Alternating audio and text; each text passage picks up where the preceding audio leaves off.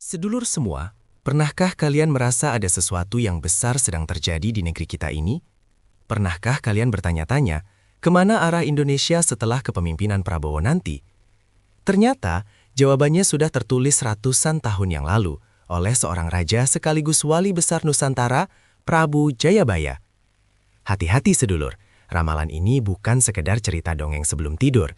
Ini adalah kitab kehidupan yang ternyata sedang terjadi tepat di hadapan mata kita semua. Jangan sampai kita lengah dan tidak mempersiapkan diri untuk masa yang akan datang. Karena menurut ramalan Jayabaya, setelah masa Satrio Piningit atau pemimpin yang ditunggu-tunggu, akan ada fase besar yang menentukan nasib bangsa ini untuk ratusan tahun ke depan. Assalamualaikum warahmatullahi wabarakatuh. Salam Rahayu untuk para sedulur semua. Selamat datang kembali di channel kesayangan kita, Misteri YouTube, tempat kita bersama-sama mengulik rahasia takdir, jodoh, rezeki, dan kehidupan spiritual berdasarkan kearifan leluhur Nusantara. Bagi sedulur yang baru pertama kali mampir di sini, jangan lupa tekan tombol subscribe dan nyalakan lonceng notifikasinya ya, biar nggak ketinggalan konten-konten bermanfaat berikutnya. Dan buat yang sudah subscribe, tulis kota asal kalian di kolom komentar sebagai tanda kehadiran. Semoga Allah SWTI senantiasa melimpahkan rezeki yang halal, membukakan pintu jodoh yang berkah, dan memberikan kesehatan serta perlindungan untuk sedulur dan keluarga di rumah. Amin ya Rabbal Alamin. Sedulur semua, sebelum kita masuk ke dalam pembahasan mendalam tentang ramalan Prabu Jayabaya, ada baiknya kita kenali dulu siapa beliau sebenarnya. Prabu Jayabaya adalah Raja Kerajaan Kediri yang memerintah sekitar tahun 1135-1157 Masehi. Beliau bukan hanya seorang raja yang sakti mandraguna, tapi juga seorang wali yang memiliki ilmu spiritual tingkat tinggi. Dalam tradisi Jawa, Jayabaya dikenal sebagai sosok yang bisa melihat masa depan, menembus dimensi waktu yang jauh melampaui masanya sendiri. Ramalan-ramalannya yang tertuang dalam berbagai serat dan lontar kuno telah terbukti akurat dalam memprediksi berbagai peristiwa besar di Nusantara. Mengapa ramalan Jayabaya ini begitu penting untuk kita ketahui di masa sekarang? Karena sedulur, kita sedang hidup di zaman yang disebutkan dalam ramalannya sebagai masa peralihan besar. Jayabaya menyebutkan akan ada pemimpin-pemimpin tertentu yang muncul sebelum Indonesia memasuki zaman keemasan atau justru masa ujian yang berat. Dan yang membuat mencengangkan adalah banyak ciri-ciri pemimpin yang disebutkan Jayabaya ternyata sangat mirip dengan sosok Prabowo Subianto yang saat ini memimpin negara kita. Dalam primbon Jawa, kemampuan membaca tanda-tanda zaman adalah ilmu yang sangat dijunjung tinggi. Leluhur kita percaya bahwa alam semesta selalu memberikan petunjuk, dan tugas kita adalah jeli membacanya. Ramalan Jayabaya bukanlah sekedar prediksi kosong, tapi panduan agar kita bisa mempersiapkan diri, baik secara lahir maupun batin. Ibarat pelaut yang membaca arah angin dan ombak sebelum berlayar, kita pun perlu memahami tanda-tanda zaman agar tidak terombang-ambing tanpa arah. Yang perlu sedulur pahami, ramalan ini bukan untuk menakut-nakuti atau membuat kita pesimis. Justru sebaliknya, ini adalah bekal agar kita bisa mengambil langkah yang tepat, mempersiapkan mental dan spiritual, serta membangun fondasi kehidupan yang kuat untuk anak cucu kita nanti. Jayabaya sendiri memberikan ramalan ini dengan penuh kasih sayang kepada bangsa Nusantara, agar kita tidak lengah dan selalu waspada terhadap ujian-ujian yang akan datang. Sedulur semua, poin pertama yang paling mencengangkan adalah tentang sosok Satrio Piningit atau Ratu Adil yang ditunggu-tunggu. Dalam ramalan Jayabaya, disebutkan bahwa sebelum Indonesia memasuki masa keemasan, akan muncul seorang pemimpin yang memiliki ciri khusus, bertangan besi, berwibawa tinggi, dan berasal dari kalangan militer atau pejuang. Pemimpin ini akan datang di saat bangsa sedang mengalami kegamangan, perpecahan, dan kehilangan arah. Bayangkan saja sedulur, ratusan tahun yang lalu, Jayabaya sudah menulis tentang sosok yang akan memimpin negeri ini dengan tegas. Disebutkan bahwa pemimpin ini akan berani mengambil keputusan sulit, tidak takut pada tekanan dari manapun, dan memiliki visi besar untuk membawa Indonesia menjadi negara yang disegani. Latar belakang militernya membuat ia paham betul tentang disiplin, strategi, dan cara membangun fondasi negara yang kuat. Ini bukan tentang otoriter sedulur, tapi tentang ketegasan yang diperlukan di masa transisi. Dalam tradisi Jawa, konsep tangan besi dalam sarung tangan bludru sangat dijunjung tinggi. Artinya, seorang pemimpin harus tegas dan kuat seperti besi, namun tetap memiliki kelembutan dan kebijaksanaan. Prabowo, dengan segala kontroversi dan pro kontra yang mengelilinginya, memiliki banyak ciri yang disebutkan dalam ramalan ini. Beliau berasal dari keluarga dengan latar belakang kuat, memiliki pengalaman militer yang panjang, dan dikenal sebagai sosok yang sangat nasionalis. Ada sebuah pepatah Jawa yang mengatakan, "Wong kang ditunggu-tunggu, dudu wong kang disenengi kabeh," yang artinya, orang yang ditunggu-tunggu bukanlah orang yang disukai semua orang. Ini sangat relevan sedulur. Jayabaya menyebutkan bahwa Satrio Piningit akan datang dengan banyak pro dan kontra. Tidak semua orang akan menyukainya, bahkan banyak yang akan menentangnya. Tapi di balik semua itu, ada misi besar yang harus dijalankan untuk menyelamatkan bangsa dari kehancuran. Cerita nyata yang bisa kita lihat adalah bagaimana di masa kepemimpinan sekarang banyak kebijakan besar yang berani diambil. Mulai dari pemindahan ibu kota negara, pembangunan infrastruktur masif, hingga upaya memperkuat pertahanan negara. Semua ini adalah langkah-langkah strategis yang membutuhkan keberanian dan visi jangka panjang. Dalam primbon, ini disebut sebagai buka dalan kanggo anak putu atau membuka jalan untuk anak cucu, meskipun harus menghadapi rintangan berat di masa sekarang. Yang perlu sedulur pahami, fase kepemimpinan Satrio Piningit ini adalah fase persiapan. Ibarat petani yang membajak sawah, prosesnya mungkin keras dan berat. Tanah harus dibalik, batu-batu harus disingkirkan. Tapi semua itu dilakukan agar kelak sawah bisa ditanami padi yang subur. Fase Prabowo menurut Jayabaya adalah fase pembajakan ini. Fase di mana fondasi besar dibangun meskipun prosesnya tidak selalu mudah dan nyaman. Dampaknya bagi kehidupan kita perlu memahami bahwa perubahan besar sedang terjadi. Jangan hanya melihat kesulitan jangka pendek, tapi lihatlah visi jangka panjangnya. Sebagai rakyat, tugas kita adalah mendukung dengan cara kita masing-masing. Bekerja dengan jujur, membayar pajak, menjaga persatuan, dan tidak mudah terprovokasi oleh isu-isu yang memecah belah. Karena menurut Jayabaya, kekuatan terbesar bangsa ini bukan terletak pada pemimpinnya saja, tapi pada kesatuan dan kekompakan rakyatnya. Sedulur semua, sekarang kita masuk ke poin kedua yang lebih mencengangkan lagi. Jayabaya menulis dengan sangat detail tentang apa yang akan terjadi setelah masa kepemimpinan Satrio Piningit berakhir. Beliau menyebutkan akan ada masa pancaroba atau masa peralihan yang sangat krusial. Di masa ini, bangsa Indonesia akan menghadapi ujian besar yang menentukan apakah kita akan masuk ke zaman keemasan atau justru terpuruk ke dalam kekacauan. Dalam bahasa Jawa, pancaroba berarti masa peralihan musim, di mana cuaca tidak menentu, kadang panas terik, kadang hujan deras. Ini adalah analogi yang sangat tepat untuk menggambarkan kondisi Indonesia pasca kepemimpinan Prabowo nanti. Jayabaya menyebutkan bahwa di masa ini akan muncul banyak ujian. Ujian ekonomi, ujian persatuan, ujian moral, dan ujian kepemimpinan.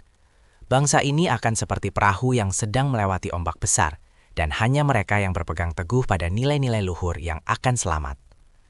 Yang menarik, sedulur, Jayabaya juga menulis tentang ciri-ciri masa pancaroba ini dengan sangat spesifik. Beliau menyebutkan akan ada perpecahan di kalangan elit, rakyat akan bingung memilih arah, ekonomi akan bergejolak, dan akan muncul banyak pemimpin palsu yang mengaku-ngaku sebagai penyelamat. Di masa ini, kata Jayabaya, rakyat harus sangat hati-hati dan waspada. Jangan sampai tertipu oleh janji-janji manis yang tidak berdasar. Ada sebuah peribahasa Jawa yang sangat relevan di sini. Sing sabar ngenteni wayahe, sing waspada nglakoni lakune. Yang artinya, yang sabar menunggu waktunya, yang waspada menjalani jalannya. Ini adalah pesan bijak dari Jayabaya, bahwa di masa pancaroba, kita tidak boleh terburu-buru atau panik, tapi juga tidak boleh lengah dan terlena. Kita harus cerdas membaca situasi dan mengambil keputusan yang tepat. Cerita yang bisa kita ambil pelajaran adalah dari sejarah Indonesia sendiri. Setiap kali terjadi pergantian kepemimpinan besar, selalu ada masa transisi yang penuh gejolak. Dari era Soekarno ke Soeharto, dari Soeharto ke era reformasi, selalu ada masa pancaroba yang menguji ketahanan bangsa. Dan menurut Jayabaya, masa pancaroba setelah kepemimpinan Prabowo akan menjadi ujian yang lebih besar lagi, karena ini akan menentukan nasib Indonesia untuk 1 abad ke depan. Dalam primbon, masa pancaroba ini juga disebutkan sebagai masa panyaring atau masa penyaringan. Siapa yang benar-benar memiliki fondasi kuat, baik secara spiritual maupun material, akan bertahan. Tapi siapa yang hanya mengandalkan kemewahan semu, status palsu atau kekayaan hasil tidak halal, akan tersingkir dengan sendirinya. Ibarat pohon saat badai datang, hanya pohon dengan akar yang dalam yang tetap berdiri tegak. Pohon dengan akar dangkal akan tumbang. Bayangkan saja, sedulur, di masa ini ekonomi mungkin akan bergejolak, harga-harga mungkin naik, pekerjaan mungkin tidak semudah sekarang. Tapi ini semua adalah ujian untuk memurnikan kembali nilai-nilai kita. Apakah kita sudah memiliki tabungan yang cukup? Apakah kita sudah memiliki skill yang bisa diandalkan? Apakah kita sudah menjaga hubungan baik dengan keluarga dan tetangga? Karena di masa pancaroba, kata Jayabaya, yang akan menyelamatkan kita bukan hanya uang atau jabatan, tapi solidaritas dan gotong royong. Solusinya adalah mulai dari sekarang kita harus mempersiapkan diri, perkuat iman dan spiritual, perbanyak sedekah dan kebaikan, pelajari keterampilan baru, jaga kesehatan tubuh, dan yang paling penting, jaga persatuan dengan sesama. Jangan mudah terprovokasi oleh isu sara, jangan mudah percaya berita hoax, dan jangan sampai terjebak pada perpecahan yang justru akan melemahkan kita semua. Sedulur semua, poin ketiga ini adalah kabar baik yang ditunggu-tunggu. Jayabaya tidak hanya menulis tentang ujian dan kesulitan, beliau juga memberikan harapan yang sangat indah. Dalam ramalannya disebutkan bahwa di akhir masa pancaroba, setelah bangsa Indonesia melewati ujian besar, akan muncul sosok Ratu Adil yang sejati. Sosok ini berbeda dengan Satrio Piningit. Kalau Satrio Piningit adalah pembuka jalan, maka Ratu Adil adalah sosok yang akan membawa Indonesia ke zaman keemasan atau yang disebut zaman emas. Ciri-ciri Ratu Adil menurut Jayabaya sangat spesifik dan menarik sedulur. Beliau menyebutkan bahwa Ratu Adil akan datang dari kalangan yang tidak disangka-sangka, bukan dari keluarga elit yang sudah mapan, bukan dari dinasti politik yang sudah berdiri lama. Ratu Adil akan muncul dari rakyat biasa atau dari daerah yang selama ini terpinggirkan. Beliau akan dikenal karena kejujuran, kesederhanaan, dan kebijaksanaannya yang luar biasa. Yang lebih menarik lagi, Jayabaya menyebutkan bahwa Ratu Adil ini akan memiliki wahyu keprabon atau wahyu kepemimpinan yang turun langsung dari Tuhan. Dalam tradisi Jawa, wahyu keprabon adalah tanda bahwa seseorang dipilih oleh alam semesta untuk memimpin. Tanda-tandanya bisa bermacam-macam, bisa berupa mimpi yang sama yang dialami banyak orang, bisa berupa fenomena alam yang luar biasa, atau bisa berupa peristiwa-peristiwa kebetulan yang terlalu banyak untuk disebut kebetulan. Ada pepatah Jawa yang sangat indah di sini. Ratu Adil teko saka wetan, nggawa cahyo padang tumuju mangetan, yang artinya Ratu Adil datang dari timur, membawa cahaya terang menuju ke timur. Ini bisa diartikan secara harfiah maupun filosofis. Secara harfiah bisa berarti pemimpin akan datang dari wilayah timur Indonesia, atau secara filosofis berarti pemimpin akan membawa pencerahan dan kebangkitan spiritual. Cerita yang bisa kita ambil pelajaran adalah dari sejarah para wali dan raja-raja besar Nusantara. Banyak di antara mereka yang datang dari kalangan sederhana, tapi kemudian menjadi pemimpin besar karena kesalehan dan kebijaksanaannya. Sunan Kalijaga misalnya, dulunya adalah seorang perampok bernama Raden Sahid, tapi setelah bertobat dan mendalami ilmu spiritual, beliau menjadi salah satu wali terbesar yang mengislamkan Jawa dengan cara yang sangat bijaksana dan damai. Dalam ramalan Jayabaya disebutkan bahwa masa kepemimpinan Ratu Adil akan berlangsung sangat lama dan membawa kemakmuran luar biasa. Di masa ini, kata Jayabaya, pari dadi soko, soko dadi pari, yang artinya padi menjadi jati, jati menjadi padi, sebuah metafora yang menggambarkan kelimpahan yang luar biasa. Rakyat akan hidup sejahtera, tidak ada lagi kemiskinan yang ekstrim, tidak ada lagi korupsi yang merajalela, dan yang paling penting nilai-nilai spiritual akan kembali dijunjung tinggi. Tapi sedulur, untuk sampai pada masa Ratu Adil ini, kita harus melewati ujian masa pancaroba dengan baik. Kita tidak boleh menyerah di tengah jalan. Jayabaya menekankan bahwa Ratu Adil tidak akan datang jika rakyatnya tidak siap. Ibarat buah yang matang, Ratu Adil akan datang di waktu yang tepat, saat rakyat Indonesia sudah cukup matang secara spiritual dan mental untuk dipimpin menuju zaman keemasan. Persiapan yang harus kita lakukan adalah menjaga kebersihan hati, meningkatkan ibadah dan ketakwaan, serta terus belajar dan mengembangkan diri. Jangan sampai kita menjadi generasi yang hanya mengeluh tanpa berbuat apa-apa. Jadilah bagian dari solusi, bukan bagian dari masalah. Karena menurut Jayabaya, Ratu Adil akan memilih orang-orang terbaik untuk membantunya membangun negeri. Dan kesempatan itu terbuka untuk siapa saja yang mempersiapkan diri dengan baik.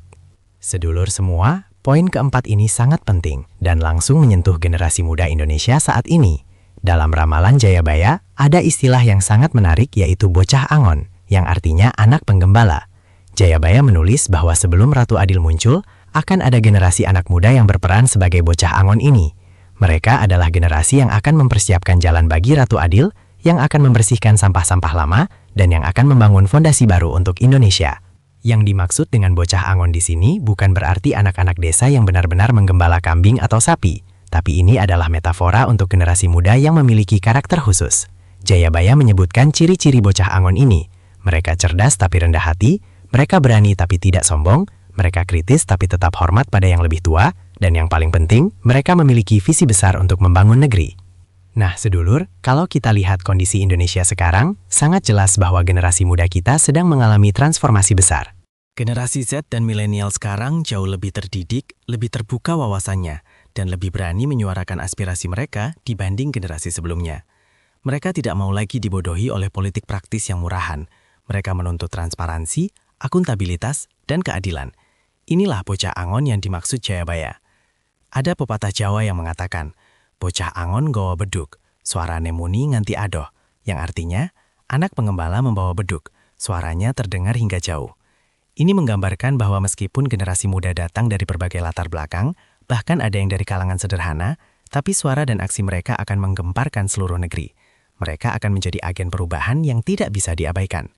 Cerita nyata yang bisa kita lihat adalah berbagai gerakan sosial yang dimotori oleh anak muda, dari gerakan anti korupsi, gerakan pelestarian lingkungan, gerakan literasi, hingga gerakan pemberdayaan ekonomi kreatif.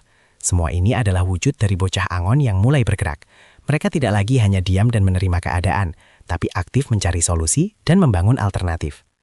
Dalam Primbon Jawa, disebutkan bahwa generasi bocah Angon ini akan mengalami ujian yang berat.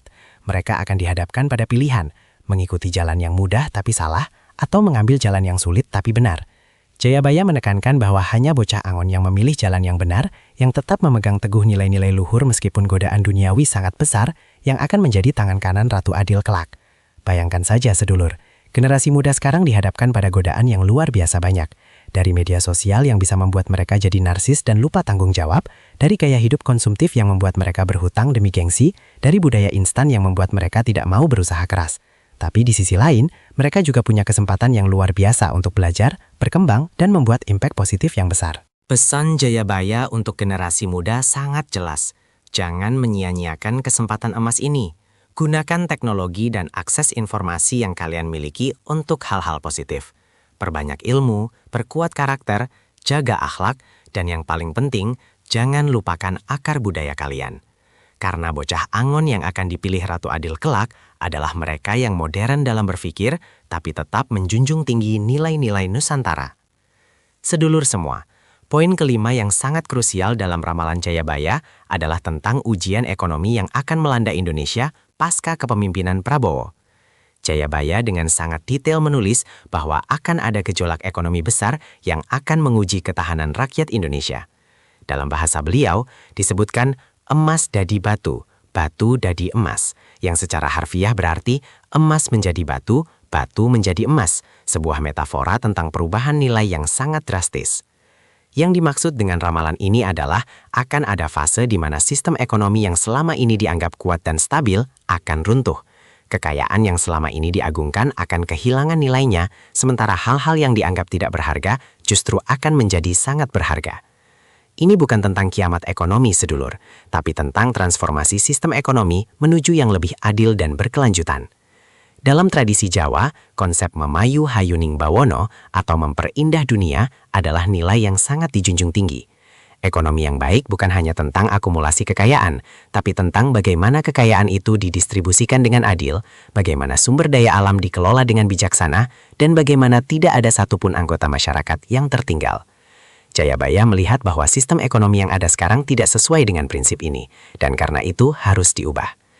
Ada pepatah Jawa yang sangat dalam maknanya, sugih tanpa bondo, digdaya tanpa aji, yang artinya kaya tanpa harta, sakti tanpa jimat. Ini menggambarkan bahwa kekayaan sejati bukan terletak pada akumulasi materi, tapi pada keberkahan dan kemanfaatan.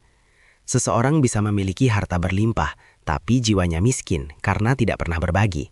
Sebaliknya, seseorang bisa hidup sederhana, tapi sangat kaya karena selalu memberi manfaat untuk orang lain. Cerita yang bisa kita ambil pelajaran adalah dari berbagai krisis ekonomi yang pernah terjadi di Indonesia dan dunia. Krisis moneter 1998, krisis global 2008, dan baru-baru ini pandemi COVID-19. Semuanya menunjukkan bahwa sistem ekonomi yang hanya menguntungkan segelintir orang tidak akan bertahan lama. Cepat atau lambat akan ada koreksi besar yang memaksa sistem berubah. Dan menurut Jayabaya, koreksi besar ini akan terjadi setelah masa kepemimpinan Satrio Piningit. Dalam ramalan Jayabaya, Disebutkan bahwa di masa ujian ekonomi ini, mereka yang selama ini hidup dari pekerjaan halal, yang tidak bergantung pada hutang berlebihan, yang memiliki skill dan pengetahuan yang berguna, akan lebih mudah bertahan. Sementara mereka yang selama ini hidup glamor dengan hutang, yang kekayaannya dari cara-cara tidak halal, akan mengalami kesulitan besar. Bayangkan saja sedulur, saat ini banyak orang yang hidup dengan gaya hidup di atas kemampuan mereka. Gaji 5 juta, tapi gaya hidup 10 juta. Sisanya hutang kartu kredit dan pinjaman online. Rumah, mobil, handphone, semua cicilan. Kalau kondisi ekonomi stabil mungkin masih bisa bertahan. Tapi kalau terjadi gejolak ekonomi seperti yang diramalkan Jayabaya, mereka akan kesulitan besar. Ini bukan untuk menakut-nakuti, tapi untuk mengingatkan agar kita hidup lebih bijaksana. Yang menarik, Jayabaya juga menulis tentang solusinya. Beliau menyebutkan bahwa di masa ujian ekonomi ini akan muncul sistem ekonomi baru yang berbasis pada gotong royong, keadilan, dan keberlanjutan. Mungkin ini yang sekarang kita kenal sebagai ekonomi syariah, ekonomi hijau, atau ekonomi kerakyatan. Sistem ini akan mulai diadopsi secara massal karena terbukti lebih tangguh menghadapi gejolak. Persiapan yang harus kita lakukan mulai dari sekarang adalah: pertama, kurangi gaya hidup konsumtif dan utamakan kebutuhan daripada keinginan. Kedua, lunasi hutang-hutang yang tidak produktif secepat mungkin. Ketiga, perbanyak skill dan pengetahuan agar kita punya nilai tawar yang tinggi di pasar kerja. Keempat, mulai investasi pada hal-hal yang berkelanjutan, seperti pendidikan, kesehatan, dan properti produktif. Dan yang terakhir, perbanyak sedekah dan zakat agar rezeki kita diberkahi. Sedulur semua, poin keenam yang sangat serius dalam ramalan Jayabaya adalah tentang ujian persatuan. Beliau menulis dengan sangat jelas bahwa di masa pasca Satrio Piningit akan ada upaya-upaya besar untuk memecah belah bangsa Indonesia. Upaya ini akan datang dari berbagai arah. Ada yang dari dalam negeri, ada yang dari luar negeri, ada yang terang-terangan, ada yang terselubung. Dalam bahasa Jayabaya disebutkan, ketiban sampar loro, kakek hancatren mungkur, yang artinya tertimpa wabah penyakit, perpecahan, kebanyakan bicara membelakangi, saling menjatuhkan. Perpecahan yang dimaksud bukan hanya perpecahan politik, sedulur, tapi perpecahan yang lebih dalam, perpecahan berdasarkan suku, agama, ras, dan golongan. Akan ada pihak-pihak yang dengan sengaja menggoreng isu-isu sensitif untuk memecah belah rakyat. Tujuannya jelas, bangsa yang terpecah belah akan mudah dikuasai, mudah diadu domba, dan mudah dikendalikan. Jayabaya sangat menekankan bahwa ini adalah ujian terberat yang harus dihadapi bangsa Indonesia. Dalam tradisi Jawa, konsep mangan ora mangan kumpul atau makan tidak makan yang penting berkumpul adalah filosofi tentang pentingnya persatuan. Leluhur kita paham betul bahwa kekuatan sejati bangsa bukan terletak pada kekayaan alamnya atau teknologi canggihnya, tapi pada persatuan rakyatnya. Bangsa yang bersatu, meskipun miskin, akan bisa bangkit. Tapi bangsa yang terpecah, meskipun kaya raya, akan runtuh dengan sendirinya. Ada peribahasa Jawa yang sangat bijak. Rukun agawe santosa, cerah agawe bubrah, yang artinya rukun membuat kuat, cerai membuat hancur. Pesan ini sangat sederhana, tapi sangat dalam maknanya. Jayabaya melihat bahwa di masa mendatang akan banyak sekali godaan untuk tidak rukun. Media sosial, berita hoax, buzzer politik, semua akan bekerja keras untuk membuat kita saling membenci dan saling menjatuhkan. Cerita nyata yang bisa kita lihat adalah bagaimana di beberapa tahun terakhir ini, Indonesia sudah mulai merasakan perpecahan yang dimaksud Jayabaya. Pilpres yang sangat panas memecah masyarakat menjadi dua kubu yang saling membenci. Isu agama digiring ke politik praktis. Isu kesukuan digoreng untuk kepentingan segelintir elit. Kalau ini terus dibiarkan, kata Jayabaya, Indonesia bisa terpecah menjadi negara-negara kecil yang lemah. Dalam ramalan Jayabaya, disebutkan bahwa ujian perpecahan ini akan mencapai puncaknya di masa pancaroba. Akan ada momen-momen kritis di mana bangsa ini berada di ujung tanduk. Apakah tetap bersatu atau benar-benar pecah? Di momen itulah peran setiap warga negara sangat menentukan. Bukan hanya peran pemimpin, tapi peran kita semua di level paling bawah. Di keluarga, di RT RW, di kampung, di sekolah, di tempat kerja. Bayangkan saja sedulur, kalau Indonesia sampai terpecah, siapa yang rugi? Bukan para elit yang sudah punya kekayaan di luar negeri, tapi rakyat kecil seperti kita yang akan menanggung akibatnya. Perang saudara, kemiskinan, kelaparan, semua akan menimpa rakyat kecil. Karena itu Jayabaya sangat menekankan, jangan sampai kita terprovokasi oleh isu-isu yang memecah belah. Solusi yang diberikan Jayabaya sangat konkret. Pertama, jaga komunikasi dan silaturahmi dengan keluarga besar, tetangga, dan teman dari berbagai latar belakang. Jangan sampai kita hanya bergaul dengan orang yang sepaham saja. Kedua, bijak dalam menggunakan media sosial. Jangan mudah percaya dan menyebarkan informasi yang belum jelas kebenarannya. Ketiga, jika ada konflik, selesaikan dengan cara musyawarah dan mufakat. bukan dengan kekerasan atau saling menjatuhkan. Keempat, ajarkan anak-anak kita sejak dini tentang pentingnya Bhinneka Tunggal Ika. Indonesia itu indah karena keberagamannya. Kelima, terlibat aktif dalam kegiatan sosial kemasyarakatan, gotong royong, pengajian, rapat RT RW, kerja bakti, semua ini adalah cara untuk mempererat persatuan. Dan yang terakhir, selalu berdoa untuk persatuan dan kedamaian bangsa Indonesia. Sedulur semua, poin ketujuh dan yang terakhir ini adalah kabar baik yang sangat menggembirakan. Jayabaya menulis bahwa di akhir masa ujian, setelah bangsa Indonesia berhasil melewati ujian ekonomi dan ujian persatuan, akan terjadi kebangkitan spiritual yang luar biasa. Dalam bahasa beliau, disebutkan Islam kembang-kembang, Buddha balik wayang, agama Jawi mulia, yang bisa diartikan bahwa semua agama dan kepercayaan akan kembali ke esensi sejatinya, dan nilai-nilai luhur Nusantara akan dihormati kembali. Yang dimaksud dengan kebangkitan spiritual ini bukan berarti Indonesia akan menjadi negara agama, sedulur, tapi akan terjadi transformasi kesadaran kolektif. Masyarakat akan mulai sadar bahwa kebahagiaan sejati bukan terletak pada materi, tapi pada kedamaian jiwa dan keharmonisan dengan sesama serta alam.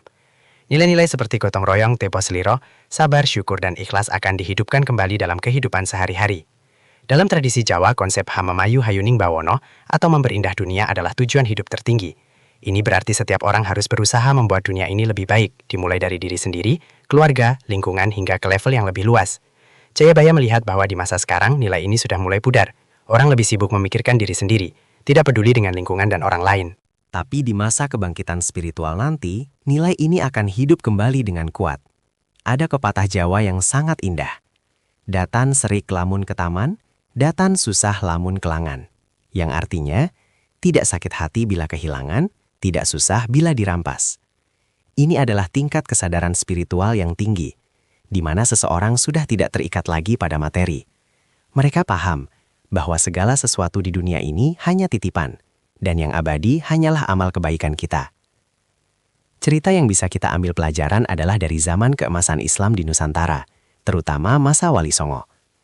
Di masa itu, meskipun kehidupan material tidak semewah sekarang, tapi kehidupan spiritual sangat kaya. Orang-orang hidup sederhana tapi bahagia. Gotong royong adalah hal biasa. Korupsi hampir tidak ada karena setiap orang takut pada Tuhan. Menurut Jayabaya, kondisi seperti ini akan kembali terjadi di masa kepemimpinan Ratu Adil.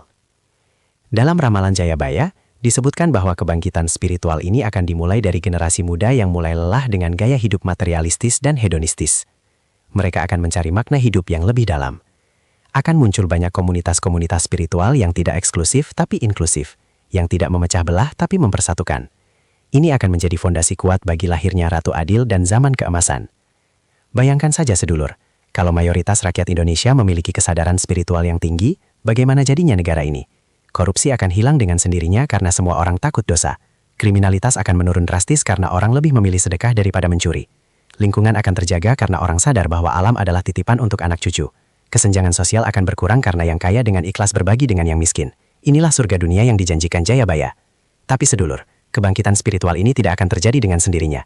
Kita semua harus berperan, mulai dari diri sendiri, mulai dari sekarang. Tingkatkan kualitas ibadah kita, bukan hanya ritual tapi juga penghayatan. Perbanyak zikir, membaca kitab suci, belajar tentang ajaran spiritual yang benar. Jaga akhlak dalam pergaulan sehari-hari. Dan yang paling penting, jadilah contoh yang baik untuk orang-orang di sekitar kita. Solusinya sangat praktis. Bangun jamaah subuh, sholat tahajud bila mampu, baca Al-Quran setiap hari minimal 1 halaman, perbanyak istighfar dan sholawat, jaga lisan dari gibah dan namimah, rendahkan ego dan kesombongan, perbanyak sedekah sekecil apapun, dan jadikan rumah kita sebagai pusat pembelajaran spiritual untuk keluarga. Dengan cara ini, kita tidak hanya mempersiapkan diri untuk masa depan yang lebih baik, tapi juga sudah menjadi bagian dari solusi kebangkitan spiritual yang diramalkan Jayabaya. Sedulur semua, setelah kita membahas 7 poin besar dari ramalan Jayabaya, sekarang mari kita lihat apa yang akan terjadi jika kita, sebagai bangsa, mengabaikan semua tanda dan peringatan ini. Dampaknya bukan main-main sedulur.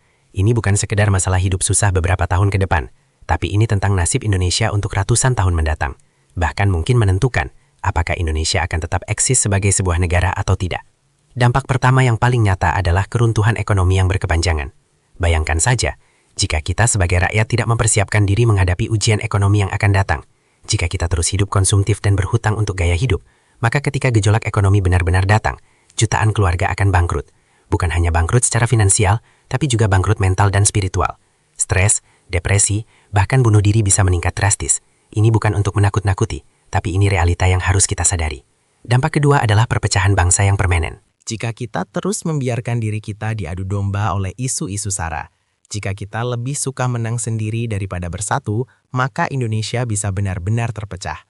Sejarah mencatat bagaimana Yugoslavia pecah menjadi 7 negara kecil setelah Perang Saudara yang brutal. Uni Soviet runtuh menjadi 15 negara. Jika Indonesia pecah, dampaknya tidak terbayangkan. Konflik berdarah, pengungsian massal, kemiskinan ekstrim, dan penderitaan yang tidak berkesudahan. Siapa yang mau mengalami ini? Dampak ketiga adalah hilangnya identitas dan jati diri bangsa. Jika generasi muda tidak memahami dan menghargai nilai-nilai luhur Nusantara, jika kebangkitan spiritual tidak terjadi, maka Indonesia akan menjadi bangsa yang kehilangan arah. Kita akan menjadi bangsa pengekor yang tidak punya karakter sendiri, yang hanya bisa meniru budaya asing tanpa filter. Dalam jangka panjang, ini sama berbahayanya dengan dijajah secara fisik, karena penjajahan budaya dan spiritual jauh lebih merusak. Ibarat pohon besar yang akarnya mulai busuk, dari luar mungkin masih terlihat gagah, tapi cepat atau lambat akan tumbang. Indonesia, dengan segala kekayaan alamnya, dengan jumlah penduduknya yang besar, jika tidak punya fondasi spiritual dan persatuan yang kuat, akan mudah roboh dihantam badai ujian yang akan datang. Dan ketika roboh, yang hancur bukan hanya negara, tapi masa depan anak cucu kita semua. Dampak keempat adalah terjebak dalam lingkaran setan kemiskinan dan kebodohan. Jika kita tidak menggunakan masa sekarang untuk belajar, mengembangkan skill, dan mempersiapkan generasi muda, maka ketika era kompetisi global semakin ketat, Indonesia akan tertinggal. Kita akan menjadi negara yang hanya menyediakan tenaga kerja murah, bukan negara yang menciptakan inovasi dan teknologi. Bayangkan betapa menyedihkannya jika anak cucu kita harus menjadi pembantu atau buruh kasar di negara lain karena kita gagal mempersiapkan mereka. Dampak kelima adalah kerusakan lingkungan yang tidak bisa dipulihkan. Jika kesadaran spiritual tidak meningkat, jika nilai-nilai memayu Hayuning Bawono tidak dihidupkan kembali, maka eksploitasi alam akan terus berlanjut tanpa kendali. Hutan habis, sungai tercemar, laut rusak, tanah tidak subur lagi. Anak cucu kita akan hidup di negeri yang tandus, tidak seperti Indonesia yang kita kenal sekarang yang subur makmur gemah ripah loh Cinawi. Tapi sedulur, Jayabaya tidak hanya memberikan peringatan tentang dampak buruk.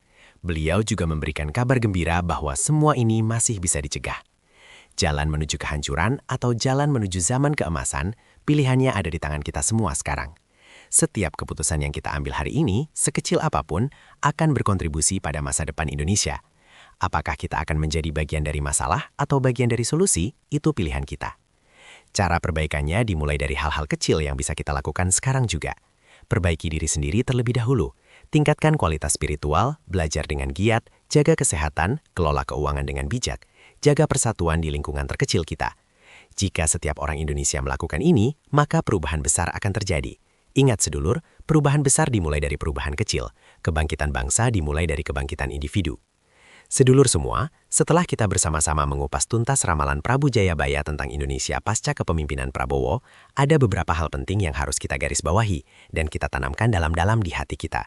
Ini bukan cerita dongeng, bukan mitos yang dibuat-buat, tapi ini adalah pegangan hidup yang diturunkan oleh leluhur kita yang memiliki kebijaksanaan luar biasa.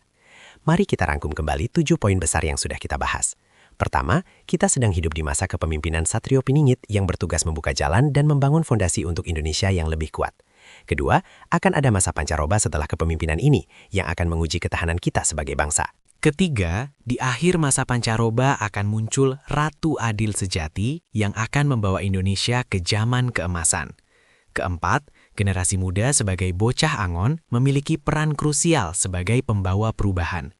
Kelima, akan ada ujian ekonomi besar yang memaksa transformasi sistem ekonomi menjadi lebih adil. Keenam, ujian persatuan akan menentukan apakah Indonesia tetap bersatu atau terpecah belah. Dan ketujuh, kebangkitan spiritual akan menjadi fondasi lahirnya zaman keemasan Indonesia. Sedulur, ramalan Jayabaya ini bukan untuk membuat kita takut atau pesimis. Justru sebaliknya, ini adalah roadmap. Ini adalah peta jalan yang diberikan leluhur kita agar kita tidak tersesat di tengah perjalanan. Bayangkan kalau kita punya peta harta karun, bukankah itu akan memudahkan kita mencapai tujuan? Nah, ramalan Jayabaya ini adalah peta harta karun menuju Indonesia yang makmur, adil, dan sejahtera. Tapi, peta saja tidak cukup sedulur. Kita harus berani melangkah, harus berani menghadapi rintangan, harus sabar melewati ujian. Tidak ada jalan pintas menuju kebesaran. Semua bangsa besar di dunia ini melewati fase ujian sebelum mencapai kejayaannya. Amerika punya perang saudara, Jepang punya perang dunia II, Korea Selatan punya krisis moneter 1997. Tapi mereka bangkit karena rakyatnya tidak menyerah dan tetap bersatu. Sekarang pertanyaannya, apakah kita sebagai rakyat Indonesia siap menghadapi ujian yang akan datang? Apakah kita sudah mempersiapkan diri secara spiritual, mental, dan material? Atau kita masih asik dengan kehidupan yang sekarang, lengah dan tidak waspada terhadap tanda-tanda zaman? Ingat sedulur, Jayabaya sudah memperingatkan ratusan tahun yang lalu, tidak ada alasan bagi kita untuk tidak tahu. Mari mulai sekarang, jangan tunggu besok, jangan tunggu tahun depan. Mulai dari hal-hal kecil yang bisa kita lakukan hari ini. Perbaiki sholat kita, perbaiki akhlak kita, perbaiki hubungan kita dengan keluarga, perbaiki cara kita mengelola keuangan, perbaiki cara kita berinteraksi di media sosial. Setiap perbaikan kecil yang kita lakukan adalah kontribusi untuk Indonesia yang lebih baik. Dan sedulur, bagi yang bukan dari Jawa atau yang tidak percaya pada Primbon, ini bukan berarti ramalan Jayabaya tidak relevan untuk kalian. Pesan universal dari ramalan ini berlaku untuk semua orang. Pentingnya persiapan, pentingnya persatuan, pentingnya nilai-nilai spiritual, dan pentingnya kerja keras. Ini adalah nilai-nilai yang diajarkan oleh semua agama dan budaya di dunia. Untuk para orang tua, tugas kalian sangat berat tapi sangat mulia. Kalian harus mendidik anak-anak kalian agar menjadi generasi bocah angon yang dimaksud Jayabaya. Ajari mereka nilai-nilai luhur, ajari mereka untuk bekerja keras, ajari mereka untuk tidak mudah menyerah, dan yang paling penting, ajari mereka untuk selalu dekat dengan Tuhan. Karena generasi merekalah yang akan hidup di masa pancaroba dan di masa kebangkitan spiritual. Untuk para pemuda, ini adalah waktu kalian untuk bersinar. Jangan sia-siakan masa muda dengan hal-hal yang tidak berguna. Gunakan teknologi dan ilmu pengetahuan yang kalian miliki untuk membangun, bukan untuk merusak. Jadilah agen perubahan yang positif. Tunjukkan bahwa generasi muda Indonesia mampu bersaing di level global tanpa kehilangan jati diri sebagai bangsa Nusantara. Untuk para pemimpin, baik di level RT RW, desa, kecamatan, kabupaten, provinsi, maupun nasional, ingatlah bahwa kalian adalah pelayan rakyat, bukan penguasa. Kepemimpinan adalah amanah yang akan dipertanggungjawabkan di hadapan Tuhan. Gunakan kekuasaan kalian untuk kesejahteraan rakyat, bukan untuk kepentingan pribadi atau golongan. Jadilah pemimpin yang berani mengambil keputusan sulit demi kebaikan jangka panjang. Sekali lagi sedulur, jangan lupa tulis kota asal kalian di kolom komentar, sebagai tanda bahwa kalian sudah menonton video ini sampai selesai dan siap menjadi bagian dari gerakan perubahan menuju Indonesia yang lebih baik. Mari kita saling menguatkan, saling mendukung, dan saling mendoakan, agar kita semua bisa melewati masa-masa ujian yang akan datang dengan penuh kesabaran dan ketabahan. Semoga Allah Subhanahu wa Ta'ala senantiasa memberikan petunjuk kepada kita semua, memberikan kekuatan untuk menghadapi setiap ujian, membukakan pintu rezeki yang halal dan berkah, memberikan jodoh yang solih dan solihah, menjaga kesehatan kita dan keluarga, melindungi kita dari segala macam bahaya dan fitnah, dan yang paling penting, menjadikan kita semua sebagai hamba-hamba yang bermanfaat bagi sesama dan alam semesta. Semoga Indonesia bisa segera memasuki zaman keemasan seperti yang dijanjikan Prabu Jayabaya. Semoga anak cucu kita bisa menikmati Indonesia yang adil, makmur, dan sejahtera. Amin ya Robbal Alamin. Sampai jumpa di konten berikutnya hanya di channel kesayangan kita Misteri YouTube. Rahayu, Rahayu.